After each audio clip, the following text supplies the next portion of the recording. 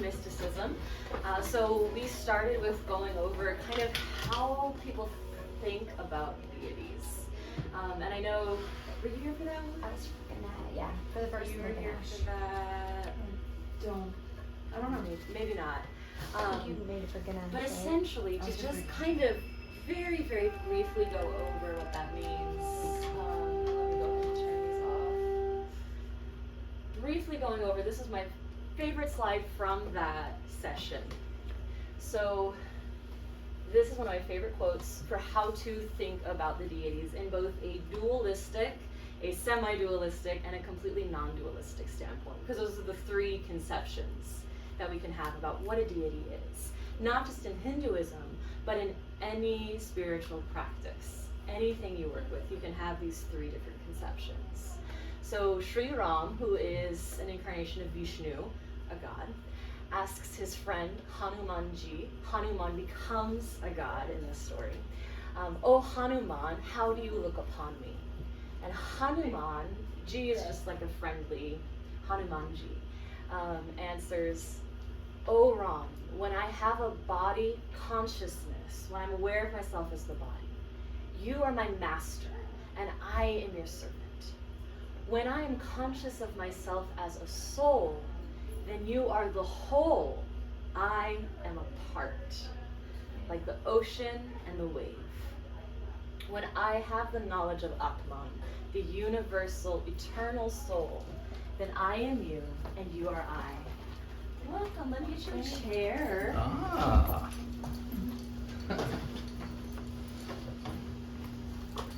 So you see how this moves from the external awareness into a more internal awareness, and then finally a completely internal awareness where there's no difference between Hanuman and Ram, the deity.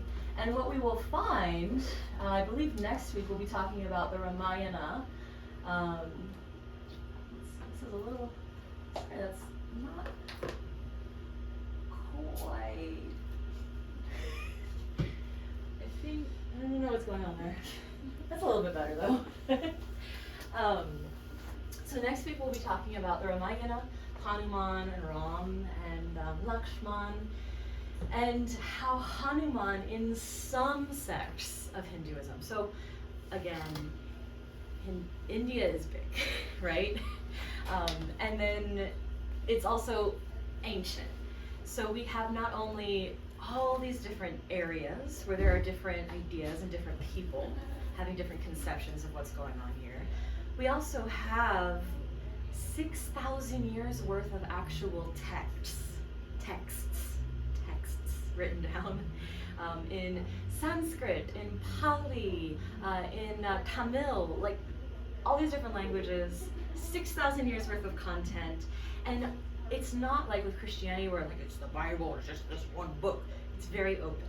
So there are thousands upon thousands of recognized scriptural downloaded texts. There are thousands of saints. There are thousands of deities, millions of deities even, because it's an inclusive. Even Jesus is considered a Hindu saint, right? There are many, many people who, when they put up their altars, they have Jesus on the altar right there. He's one of the highest yogis that they know, right? Because he could turn, water into wine. That's a pretty high saint. Like, he had cities, he had powers. So it's just a very open, not even, like, you can call it a religion, philosophy, cosmology, group of texts. So this is how we kind of think about the deities. We think about them in all three different ways, as literal external representations, or even all the way to internal things. In non-dual tantra, which is what I'm most familiar with, the deities are energy signatures that you work with. So if I am you and you are I, if this is true, that we are one with the deity, why do we need a deity? Why should we have deity? Well, because we're still acting in these small little bodies. we still have our tiny conception of what's going on in the world. And from that tiny conception, we can reach up to these, they're almost like role models at that point, or aspirational. So if you need more peace and stillness in your life, work with Shiva. Specifically, work with one of the peaceful Shivas, because not all the Shivas are peaceful, as we'll find out. If you need more courage, more friendship in your life, you'll work with Hanuman. Hanuman, as we'll find out next week, is actually an emanation of or related to Shiva in some of the stories. Not all sects agree with this, but there are sects of Hinduism where this is the story. So we'll find, as we get deeper into Shiva and the other deities, that there's pretty much an idea of divinity that will help with any issue, problem that you may need to overcome or work with or move through. This is why there's so many options, right? So it's not like one size fits all. It's not that the answer is always one singular thing. The answer, even to the same question, can change depending on the day, depending on the situation, depending on all those extra little factors. So it's really not a practice for people who want easy answers. Because the answers are always complex answers. And then, just to prove how everything is ironic and how everything can change, the answer is very simple. You come right back to the quiet, still place within. When there's no more words, when there's no more thought, when there's no more motion, the answer comes back. Dualities. Alright, so we talked about Ganesha, we talked about Shakti, now let's talk about Shiva. Often Shiva Shakti, people say it like it's one thing paired together, because as we talked about last week, Shiva and Shakti are the last lovers at the end of the universe. So before the Big Bang, after everything is crunched into the final black hole, there is this residue of contrast. Everything we see is opposites. You can't have black without white. You can't have up without down. You can't have forward without backward, right? Everything has an opposite. You can't have a Shiva without a Shakti. Where people get very confused is that they get this idea of masculine and feminine energies, and they categorize so strictly. They say the feminine is receptive and light, and the moon and the dark, and all these extra things they add on to what it means to be feminine. They say the masculine is the firm and the strong and the sun and all these other extra things. And Shiva and Shakti defy those things intentionally. So it may become a little confusing. I was confused at first, growing up with the Western idea of the receptive feminine, even yin and yang. People confuse for that, the receptive and the cold versus the hot and the active. That is not what Shiva Shakti are. Shiva, if anything, can be very receptive, he's the observer. He can be very cold, he can be very distant. And then Shakti is energy and force and power. Shakti makes things happen. But we also see forms of Shiva, where Shiva is energy and power. He is Rudra, he destroys. He's Nataraj, he's the dancer. He dances creation into existence. So what we find is that Shiva and Shakti will defy any categorization you try to put on them, intentionally. Because what they represent is the opposites, the core of the opposing universe. So when Shiva is calm, Shakti is energized. When Shakti is calm, Shiva is energized. It doesn't matter that one's feminine, one's masculine. That's not the point. The point is that they balance each other, is that they oppose each other in a playful and loving way. They're not fighting each other. They never fight each other. They just become what the other needs in order to grow, in order to move forward. So this is why we have versions of Shiva's wife, Parvati. Let's see, here we go. We have forms of Parvati. So you have the gentle form, the mothering form, Parvati. You have Durga. She's the powerful form. She's the protective. She's the mama bear, is Durga. Durga is like, you need to do your homework, right? She's that. She's intense. She also kills demons. So do your homework, kill some demons, have dinner.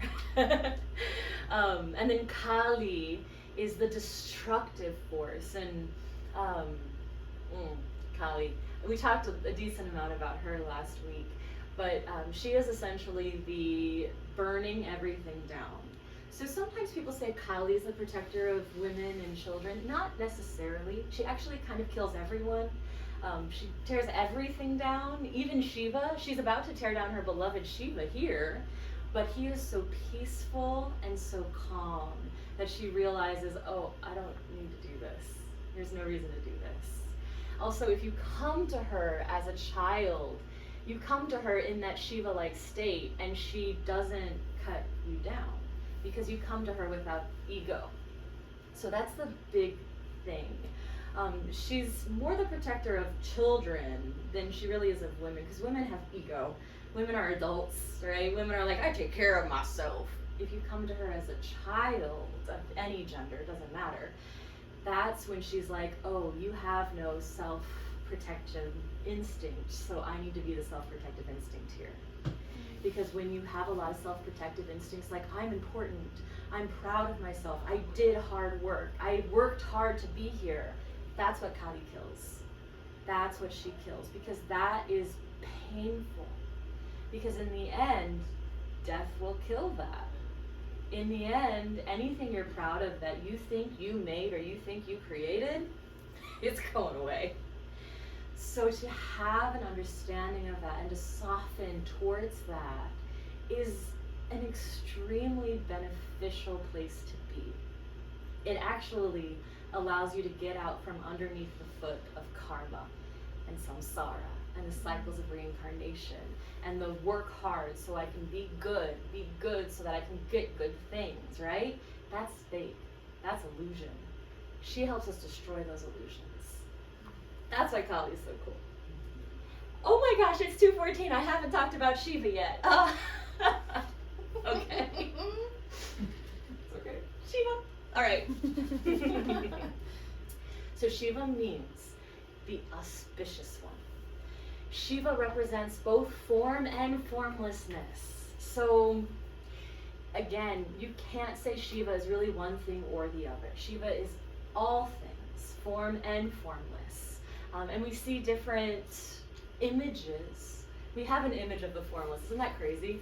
And I'll show you in a bit, like, how do you have an image of what's formless? But we do, because we need symbols. We need words. We need images. We need symbols. Otherwise, we can't talk about it.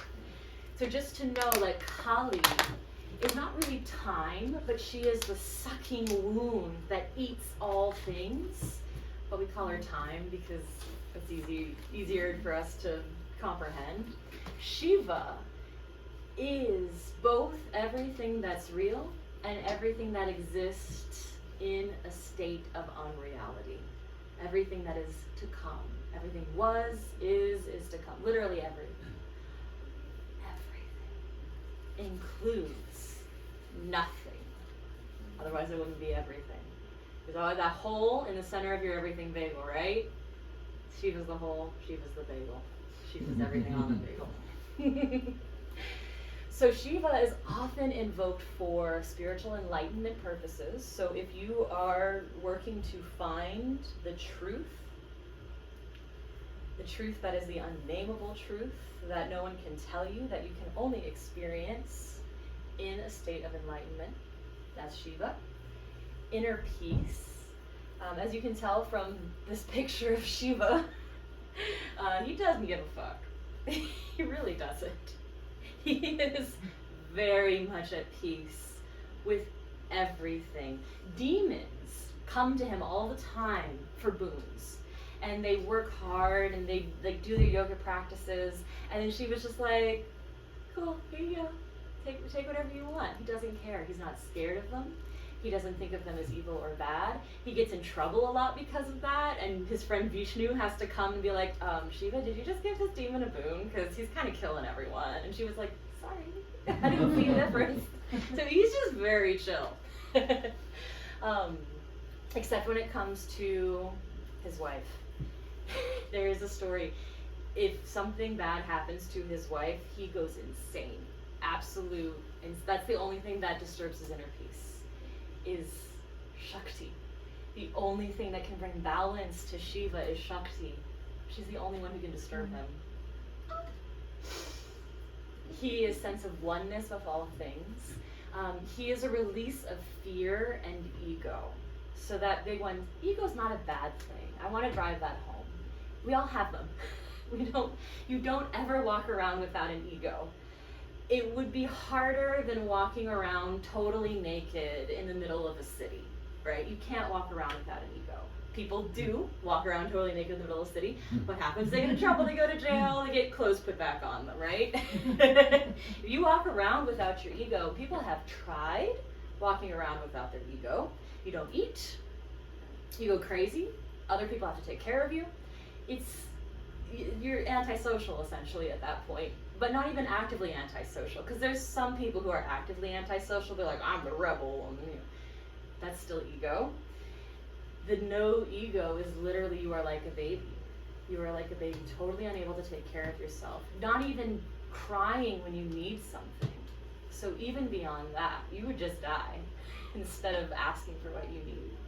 So that is what Shiva helps you get to that place. That's not a place where you stay. It's a place you visit because it feels amazing to not be anyone or anything. And then you realize, oh, but we're playing. We're playing right now, so I have to play in form, so I come back. That's why you ask Shakti, help me come back, Shakti. And then Shiva's like, oh, that hurt? Okay, come here, let's be nothing again. This is the play. Kali's like, oh, that hurt? Okay, well, I can just kill you. That's her. It's intense, but it's beautiful and it's freedom. So, common symbols. Like I said, all that we talk about, all that we discuss through symbol and through metaphor. Even the words we use are not totally accurate to the reality. Everything points to something else. So Shiva has the matted hair, or the datta, and you see it on this slide. Where is my pointer? Here she is. Okay. Datta. So a lot of sadhus, worshippers of Shiva, Shaivites, they look like dreadlocks. It's essentially dreadlocks, or locks. Because if you're not Rastafarian, it's not dreadlocks. It's a whole thing. Technically, it's datta, but you can call them locks because locks is kind of like the English word for hair that's locked up like that. So this is a symbol, and what this symbolizes is, I'm gonna have to go down to Ganga here. She's the river, the Ganga River, right? The Ganges. So there's a story where there was going to be a giant flood. Water comes down from the sky, floods everything, and was going to destroy everything. But Shiva catches it in his hair. So he catches the floods, and the water then flows down him, like it flows down a mountain in rivers. And it safely flows through the earth in rivers. So he is the one that rivers flow down, and that is what his hair represents. So he loves water, so we bathe Shiva idols a lot, and the linga is often bathed because he loves the water. He's usually naked or clothed in animal skins. he is very close to nature in that way. He doesn't get why people wear clothing, honestly. The only reason he's ever clothed in skins is because they don't want to just show someone naked all the time when they draw him. But really, he would just be naked or covered in ash, even. Covered in ashes to say, all this turns to ash. I am ash, you are ash. Literally, the ashes he covers himself in are crematory ashes, cremated remains.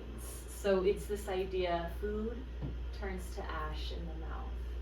Everything, because when you get that expanded, everything turns to ash. Everything goes away. So that's in reference to that, his lack of clothing. There's a story where his wife is getting married to him, and he shows up to the wedding totally naked and with a bunch of ghouls and ghosts. And he's like, okay, cool, let's get married. And she's like, are you gonna put something on? So she convinces him to put on nice, fancy raiment. And all of a sudden he's just like, snap, and he looks like a prince. And he's like, is this illusion enough for you, baby? And she's like, yeah, okay, let's get married now. But both of them know, as we see, because Shakti's often totally nude as Kali. They know that the clothing is just a game we play with each other, but that it's a fun game. Parvati loves her gold and shinies, right? She loves to dress up. She loves to look pretty. I mean, Shiva wears jewelry, so he also likes to dress up. He wears the Rudrakshas. So there's nothing wrong with that, but he's just affirming it's not necessary. The blue throat, I have to talk about this. I think when we talk about Neelkantha Shiva, we'll get into why he has a blue throat. The third eye, if we're familiar with the opening of the third eye, oftentimes his eyes are half lidded. So if you have two eyes, you see left and right, black and white, up and down, duality. These are the eyes of duality, right? Mm-hmm. If you close these eyes and you only have this one open, everything is one thing, which means nothing really exists. Mm-hmm. Nothing exists when this eye is fully open. So really, I've learned to do trance work and to do divination work and channeling. You can't do this and have this eye totally open, because if this eye is totally open, there's nothing to divine on. It's just everything. You cannot translate it. You have to have this little bit open, right? A little bit of both. You have to be both in and out at the same time to be in that trance-like state. So when you see the eyes of the Buddha, very similar. The human eyes are lidded, half lidded, like he's here, he sees, but also this is open and partially he is somewhere else. Okay. Nandi, I love Nandi. I love meat, I love eating meat. And I never thought I could be a vegetarian. Someday I may be able to. But I did have a vision of Nandi like 2 years ago, and I was like, I can't eat beef anymore. And I haven't had beef since. It's just gone. Nandi is his ride, his bull, and his friend too. Nandi's often anthropomorphized. So you see Nandi sometimes usually as a cow, sometimes as a man with a cow head. That'll be Nandi. But he is steady, like the cow. He is cute and cheerful. He's meant to be cute. He adores Shiva like a puppy dog. It's that relationship. Like Nandi looks at Shiva the way that a dog looks at its beloved master. So when we worship Shiva out of respect for Nandi, we always allow the statue of Nandi to see Shiva from wherever it is. So you don't face Nandi away from Shiva, you face Nandi towards Shiva. The Rudraksha, so this is what I'm wearing today, is his Rudrakshas.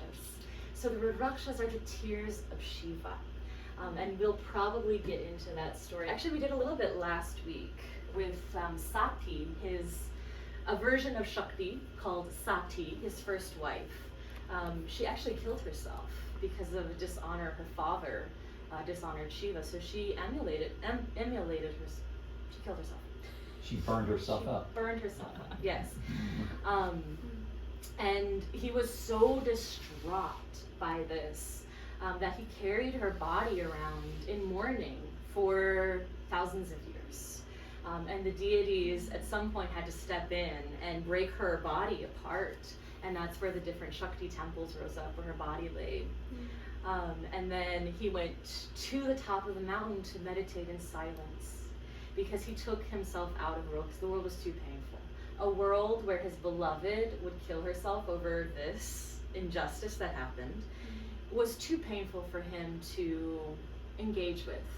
So he went into samadhi. He went into essentially a place where there is no world, the nothingness, the middle of the everything bagel. And that's where he stayed for a long time. Until, with Nandi's help, with Vishnu's help, with the help of these other deities who are just like, Shiva's been kind of like out of the world for a long time. Can we bring him back? They reincarnated Shakti as Parvati. And Parvati now has to prove to him that she is actually his wife. So she becomes a yogini, and she practices yoga so hardcore that she enters Shiva's void. Because in the void space, all is one. So if you go into the void, you're in the void with Shiva, if he's there. So she drags him out eventually. And there's more to that story, but that's the gist of it. Where was I? Oh yes, Rudraksha. So the Rudraksha, meaning tears of Shiva. This, Rudra is a form of Shiva. This tells us that Shiva has experienced grief. The grief of losing something that's very important to you, or someone very important to you. The only deity who has experienced that kind of grief is Shiva. So the Rudraksha is, it's kind of like that promise that I understand when you're going through pain, when you're suffering. I know what that feels like. I've been there, essentially. So this is why we wear Rudraksha, we do our malas, our japa on Rudraksha. If you're Shiva, obviously I am. Shiva sits on Kailash. This is Mount Kailash. It's just a mountain in the Himalayas. And it has a beautiful symmetry to it. It very much looks like the Shiva Linga, which we'll get to in a second. The crescent moon in his hair, which I didn't show. Oh, here's the crescent moon in his hair. I don't know that story too well. I know he protected Chandra, who's the god of the moon, and something about that. For some reason, he's in his hair now, but that's something for me to learn still. Ganga in his hair, and then you'll see the little woman in his hair. And then he wears serpents, and you can see here the head of one of the serpents he's wearing. And he wears the serpents. I've read many different reasons why, but to think about, not being afraid of something that is very deadly, very poisonous. We have another story of Shiva not being afraid of poison, so that's a big part of it. Of course, cobras in India are very deadly. And it's a common theme in India to see the deadly, fearful cobra. There's even an analogy in the Advaita Vedanta where you see in a room what you think is a coiled cobra because the lights are off. So you see a coil in the corner and you're afraid of it, but you turn on the lights because you think it's a snake. You turn on the lights and it's just a rope. So there's this conception of the things that we fear in life. When we turn on the lights, when we become enlightened, we realize it's not that scary.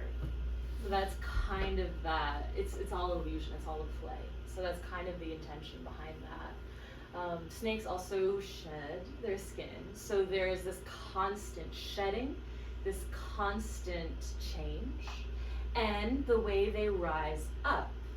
So there's this idea of the Kundalini energy rising up along the spine. So the snake has no arms or legs, and yet up it goes, right? When it's active. So that is very unique, very interesting to see. So that can rise up the spine. So it's us down here reaching up towards the divine and uniting. One more thing about snakes, real quick. You see a lot of winged snakes, Quetzalcoatl, the winged snake, right? Every culture has something that's like dragons, winged snakes, crawling things with wings, right? Think about like when a hawk picks up a lizard and like brings it, or a snake, and brings it way up into the sky so that it can see above. That's what meditating is like. You're this little crawling thing and you're like, wow, this is my world. And then you meditate and then up you go. Like a hawk has lifted you up, and then suddenly you see everything from a higher vantage point, from a bigger vantage point. Okay, that's enough about snakes now.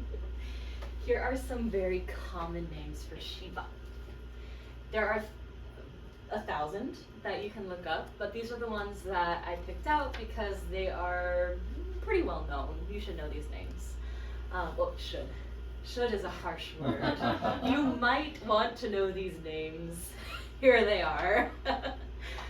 Adiyogi means the first yogi, the one who teaches yoga to the world.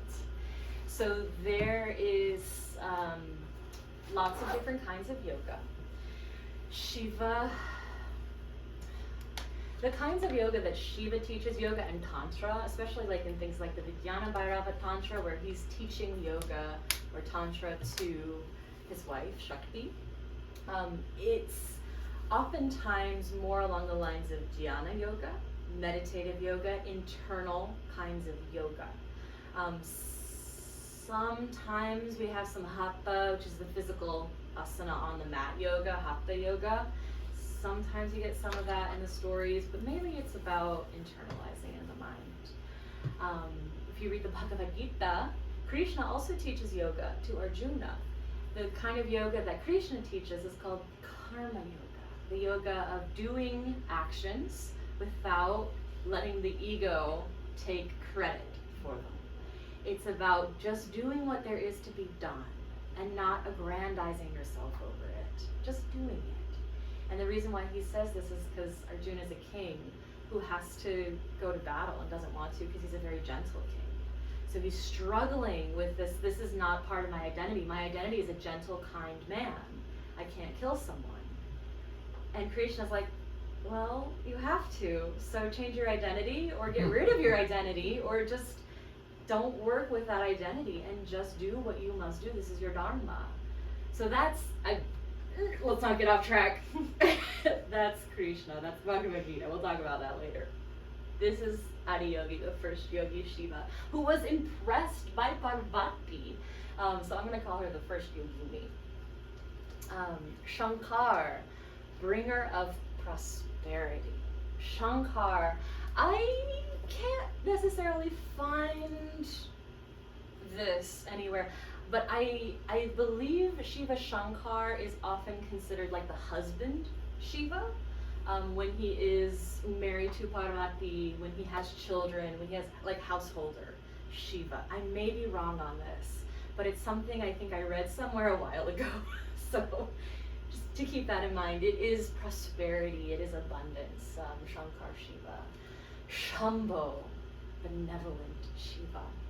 Shiva Shambho. We'll sing a lot in kirtans to Shiva. He's also Nataraj, the Lord of the Dance, and we'll talk about Nataraj more in depth for the next one. So Raja, king, Raj, kingdom, Lord, and then Nata, the dance. Rudra means roaring as in the wind. Rudra is a very ancient form of Shiva. Actually, his name was Rudra before it became Shiva. He was storms, he was wind, he was intense. This Rudra is the Shiva that destroyed the world when Sati killed herself. Rudra is very much like Kali, but I think the reasoning for Rudra, Kali is very much like destroying evil and destroying misconception. Rudra is very much like this hurts, kind of like tantrum throwing, like destroy it, tear it all down because it's too painful. That's Rudra. And haven't we all been there? Haven't you all had a moment of this is so unfair, this is so not okay, tear it all down, right? That's Rudra. He understands. Bhairava is the fearsome Shiva. So similar to Rudra, very similar to Kali, more similar to Kali. Bhairava will cut through your delusions and your illusions, cut through everything.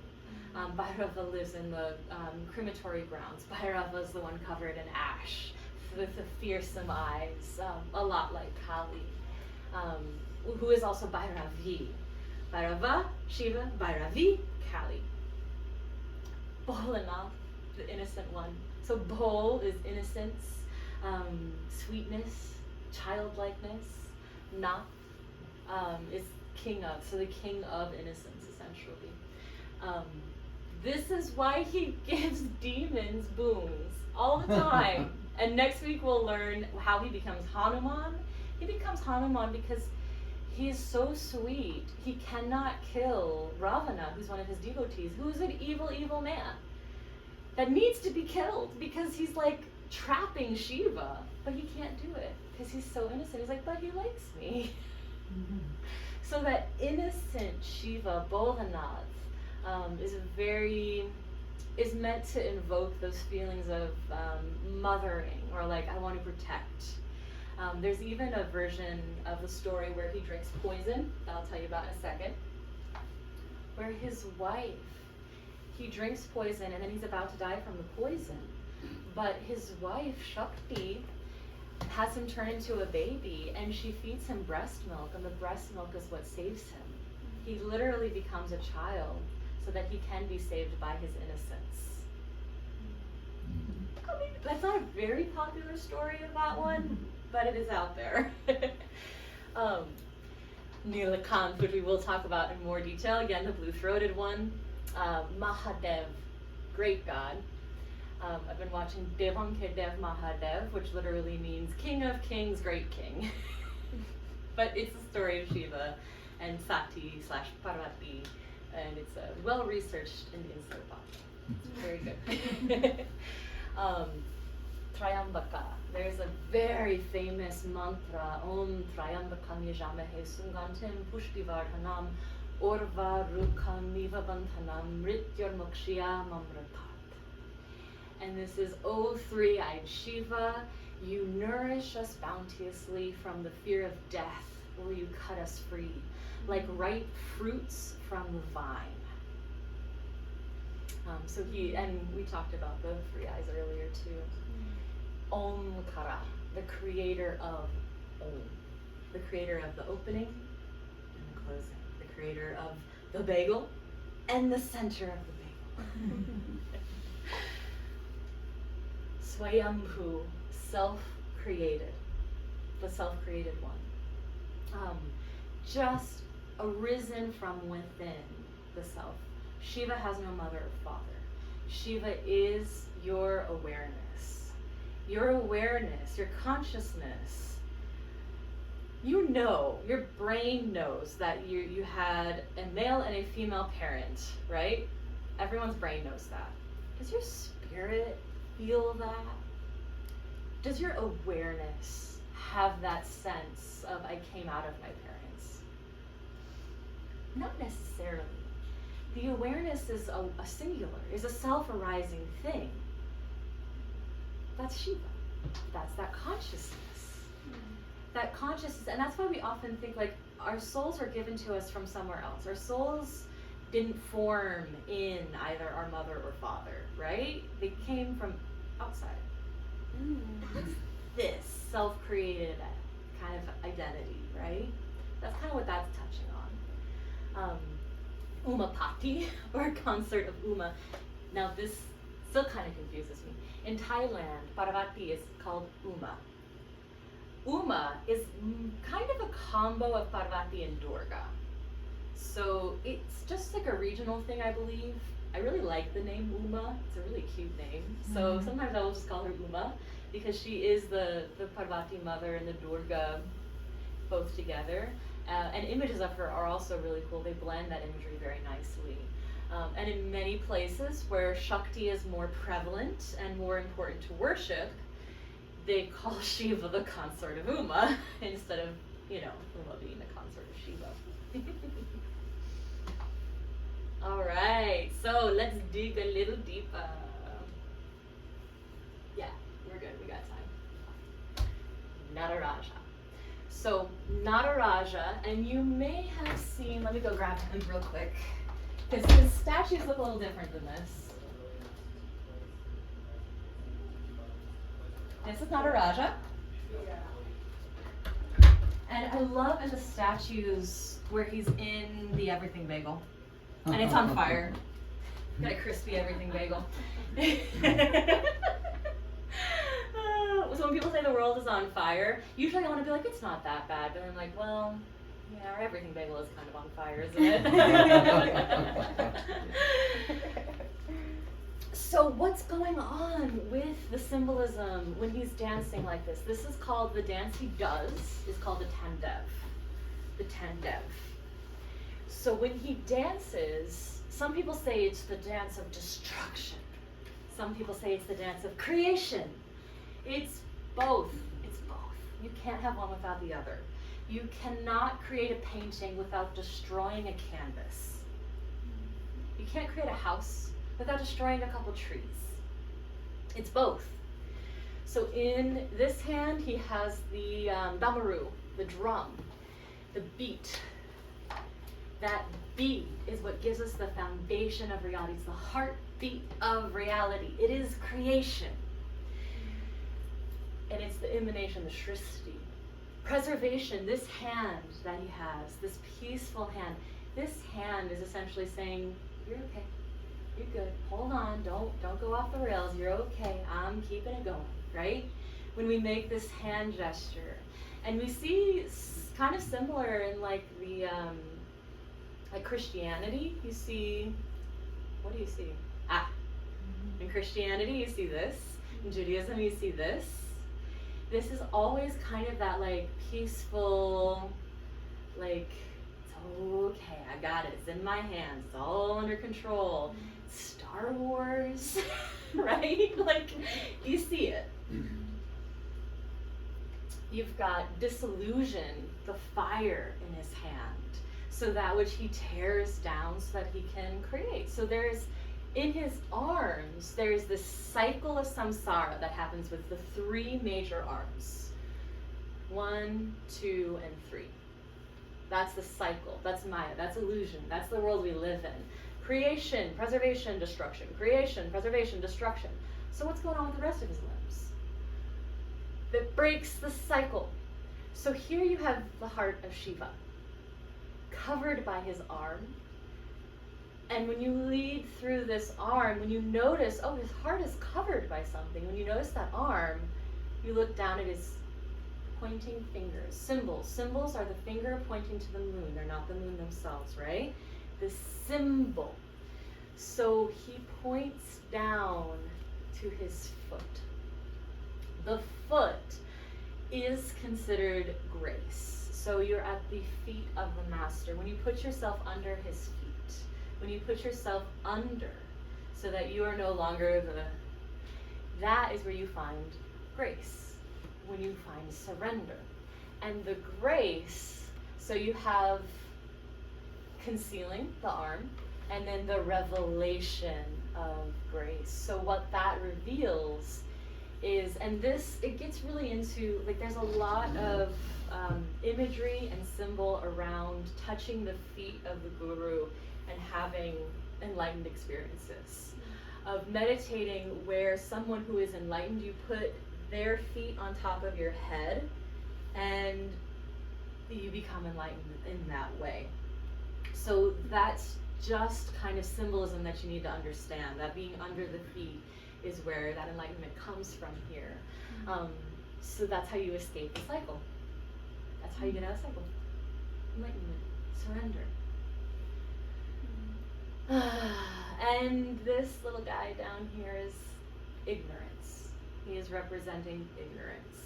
So Shiva dances on the backs of ignorance.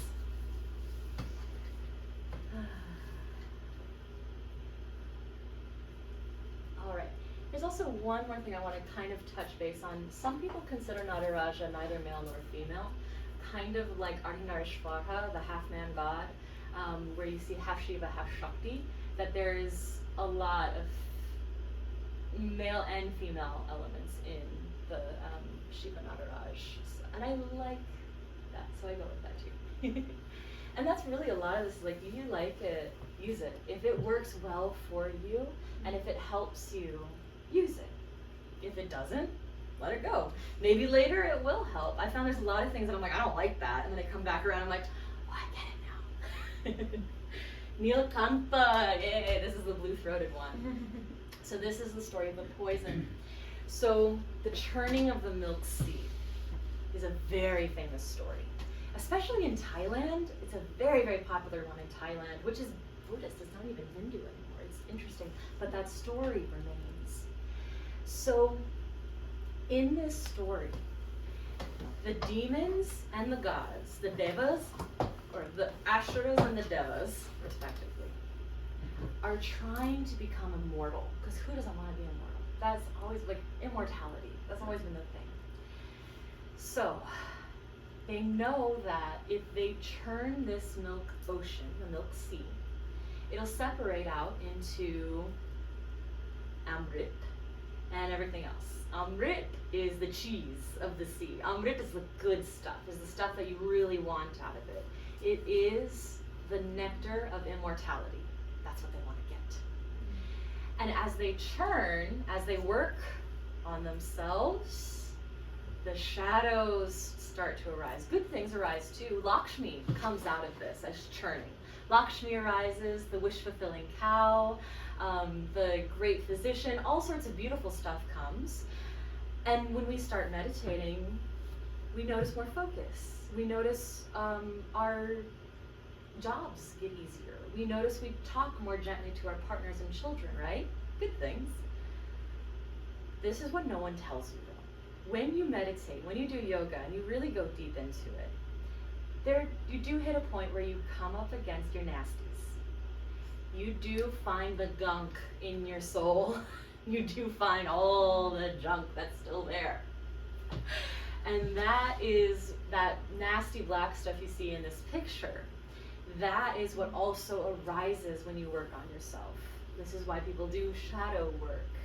This is why when you do therapy, at a certain point you have to face your demons, right? They're always yours. They're not someone else's. That's always a misconception. That is a demon, thinking that your demons are someone else, right? So when you face yourself with honesty, face to face like this, you see the gunk. And you can't deny it, you can't run away from it. So, unfortunately, the gods and the demons here, as they're churning away, trying to get the Amrit, they realize this stuff is coming out and it's poisoning everything. It's destroying the world. It's blowing up their jobs because they're like, I'm enlightened, I can't have this job anymore, right? You've ever been there? It's blowing up relationships. I'm enlightened, I can't be married to someone who's not enlightened. Everything gets blown up. So they ask Shiva, because Shiva, this whole time, has been sitting there like this. He's not doing anything. They asked him for his help, and he was just like, no, you guys have fun. Because he knew that the gods were going to try to steal the Amrit and not leave any to the demons. And he loves the demons too. He is not partial. So he wasn't going to help either one of them. He just sat neutrally to the side and waited for the moment he probably knew would happen when shit got bad. So they come to him and they say, Shiva, please help. We're poisoning the world. We don't know what to do with this poison. Now, because Shiva doesn't see good versus bad, Shiva doesn't recognize demon versus God. Shiva just scoops up the poison and is like, tasty, and drinks it. Because he has no idea. He's Bolenath. He's innocent. He doesn't see that difference, and it doesn't affect him as long as it doesn't go lower than his neck. So when we come to thinking about the chakras, right? The throat chakra is the chakra of neutrality. It's the thyroid gland. It balances, it regulates. So if you go past that into the heart, death, right? So he holds the poison in his throat and turns his throat blue. So his love and his kindness, and also his like not give a fuck attitude, is what allowed him to hold the poison in his throat and become Neelkantha, the blue-throated god. I love that story. And then the gods and the demons go on their way to get their nectar of immortality, and obviously the gods trick the demons, so the demons don't get to be immortal, and Vishnu becomes a woman because Vishnu is oftentimes becoming a woman. Vishnu is trans. Yes, that's a story for later. I will tell you later. Yes, we'll learn about Mohini. Mohini's really fun. Bolenath. Okay, so I put this image of Shiva to represent Bolenath. It's not necessarily, so like, if you tell someone, if you see this image and you tell someone, that's Bolenath, Shiva, they're gonna be like, this is Shiva. This is just an image that represents him as Bolenath. This actually also represents him as Bolenath. He even looks quite young in this image. So these images are kind of just tangential. They're not actual, okay?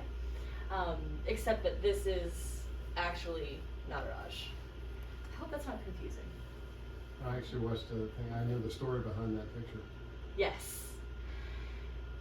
Kali's on a rampage, destroying everything, eating everything, because she has time. She eats. And then she was just like, we gotta stop this. Like, something has to give here. So Shiva sits underneath her feet. Remember we talked about underneath the feet of the guru? He lowers himself under her because he doesn't care. He doesn't care. He has no hierarchies in his mind.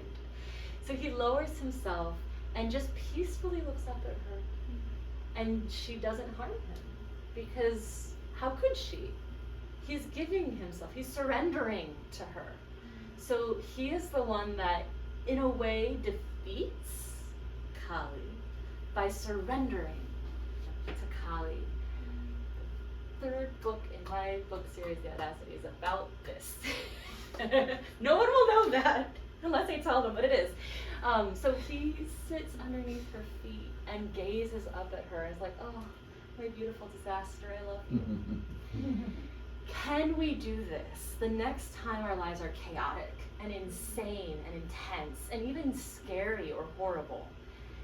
Can you step back and lie down and say, oh, my beautiful disaster, just like he does, as Bolenath.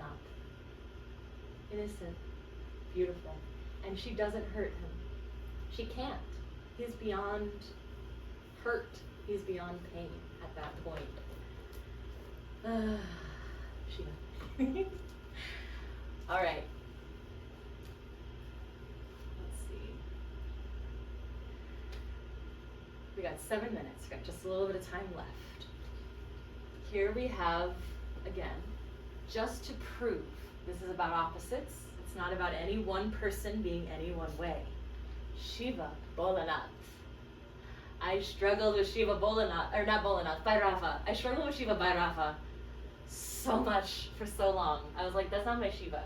That's not how I see him. I don't see him like this. And then I realized, wait a second, I see Shiva as everything. Shiva doesn't see anything as evil or bad. Shiva doesn't see anything as scary or dark or terrifying. Shiva is everything and is in everything. He is the innocent, beautiful child. He is terrifying dogman with big horns and tusks and teeth. You gotta get into your monster fucker era with Bhairava.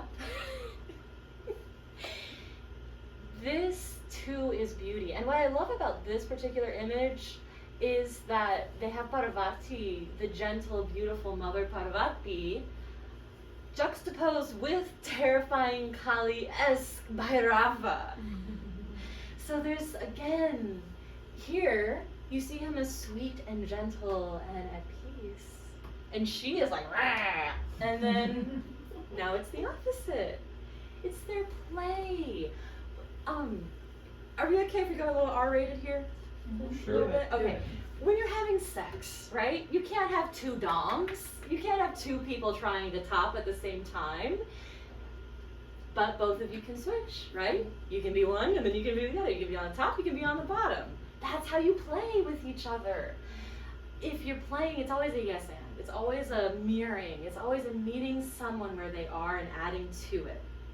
It's not about copying. So this is where we sometimes get into like trying to be like a perfect God. This is where religion can get so strict and tight. What would Jesus do, right? Jesus would throw a tantrum in a temple and throw over all the like moneylenders stuff because he was like, this is not right. So Jesus did do that.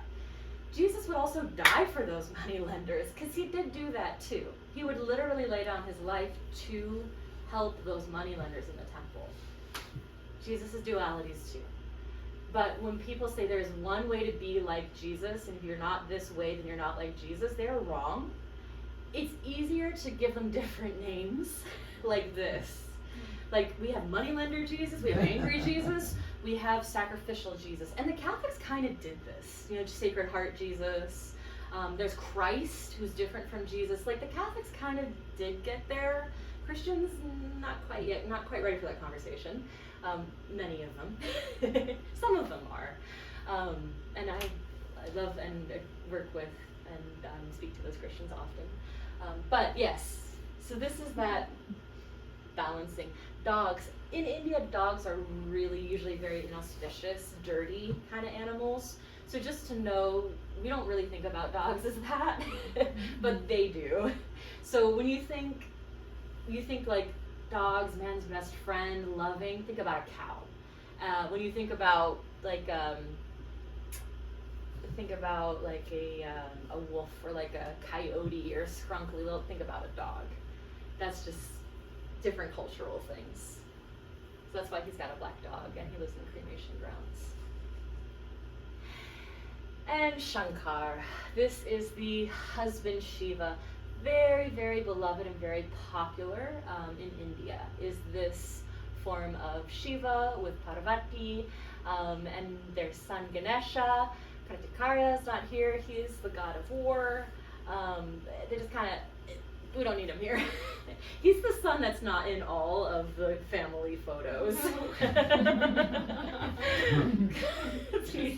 Yeah. If you go to Malaysia though, they really love him over there. It just depends. But yes, this is the divine family that you have. And here you see, and I think I talked about this more last week, but here you see the Shiva Linga, which I have 2 minutes to talk about.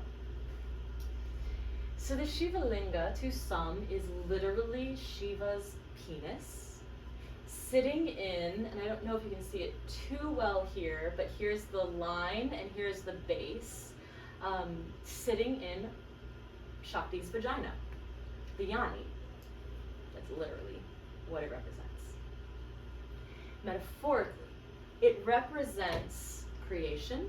It represents that which comes through the whole of the everything bagel, right? And then goes, and then there's the new everything bagel, and then something else comes through and goes, and there's a new everything bagel. It's this cycles of creation.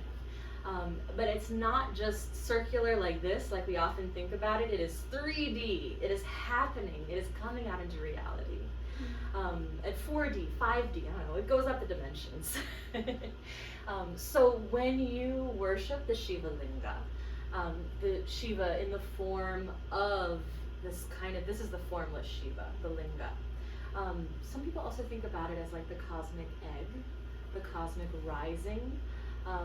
When you worship it, you pour water, turmeric, milk, yogurt, rose water, all sorts of things over it, to represent that washing of the spirit, the churning of the milk sea. So that churning, the thing they're churning with, the churning rod, represents the spine, that which you're working on, that which you're pulling and tugging on as you work up to enlightenment. This is also kind of that spine coming. Right. Any questions? No? Okay. Well, we do have meditation next, so I know that was a lot. If you'd like to sit and meditate on anything, come sit with us and meditate for a little while. The meditation is free and Ken hosts it, and Ken is amazing. I am going to very quickly clean up so we can turn over the room. And next week we will be talking about the Ramayana. So we'll talk about Ram, Hanuman, Lakshman, and Sati. No, Sita, sorry. I always do that. I have dyslexia.